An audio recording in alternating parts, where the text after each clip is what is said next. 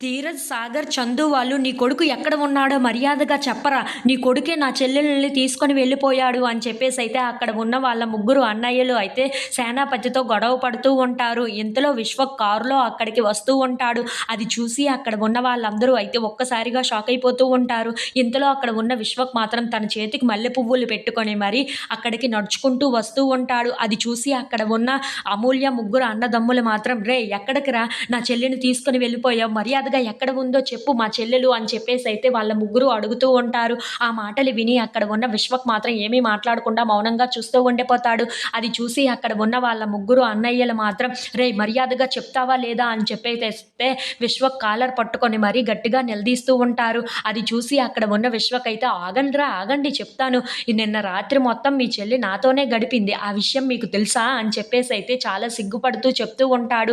ఆ మాటలు విని అక్కడ ఉన్న వాళ్ళందరూ అయితే ఒక్కసారిగా షాక్ అయిపోతూ ఉంటారు. ఇంతలో అక్కడ ఉన్న రామరాజు మాత్రం విశ్వక్ దగ్గరికి వచ్చి తన చెంప మీద కొట్టి మరి "రేయ్! నా కూతురు ఎప్పటికీ తప్పు చెయ్యదురా! నా కూతురు ఎటువంటిదాయో నాకు పూర్తిగా తెలుసు" అని చెప్పేసైతే అంటూ ఉంటాడు. ఇంతలో అమూల్య అయితే కారులో నుండి దిగుతూ ఉంటుంది. అది చూసి అక్కడ ఉన్న రామరాజు ఇంట్లో ఉన్న వాళ్ళందరూ అయితే ఒక్కసారిగా షాక్ అయిపోయి అమూల్య వైపు అలా చూస్తూ ఉండిపోతారు. ఇంతలో అక్కడ ఉన్న వాళ్ళందరూ అయితే "ఏంటి విశ్వక్ కారులో నుండి దిగుతుంది అమూల్య" అని చెప్పేసైతే అనుకుంటూ అమూల్య వైపు అయితే అలా చూస్తూ ఉండిపోతారు. ఇంతలో అక్కడ ఉన్న విశ్వక్ మాత్రం అమూల్య దగ్గరికి వెళ్ళి "అవునురా! రాత్రంతా మా ఇద్దరం ఒకే చోట ఒకే దగ్గర గడిపాము. ఆ విషయం మీకు ఇకనైనా అర్థమయ్యి ఉండాలి" అని చెప్పేసైతే అంటూ ఉంటాడు. ఆ మాటలు విని అక్కడ ఉన్న సాగర్ అయితే "రేయ్! నువ్వు ఎక్కువ మాట్లాడుతున్నావు.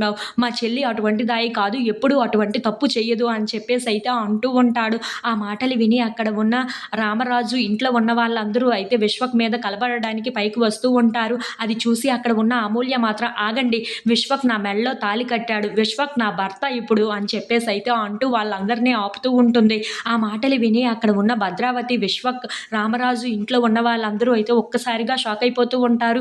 "ఇదేంటిది నాకు ఇలా బెడిసి కొట్టింది" అని చెప్పేసైతే అక్కడ ఉన్న విశ్వక్, భద్రావతి వాళ్ళు అయితే ఒక్కసారిగా షాక్ అయిపోయి అలా చూస్తూ ఉండిపోతారు. ఇంతలో అక్కడ ఉన్న విశ్వక్ మాత్రం "ఇదేంటి ఇలా చెప్తుంది? నేను అసలు దాని మెడలో తాళే కట్టలేదు కదా! అయినా ఇప్పుడు ఇలా ప్లేట్ మార్చిందేంటి" అని చెప్పేసైతే అనుకుంటూ అలా అక్కడ ఉన్న అమూల్య వైపు అయితే చూస్తూ ఉండిపోతారు. అది చూసి అక్కడ ఉన్న అమూల్య మాత్రం మీరెవ్వరూ నా భర్త మీద చెయ్యి వేయడానికి వీలు లేదు" అని చెప్పేసైతే ఇంట్లోకి వెళ్ళిపోతూ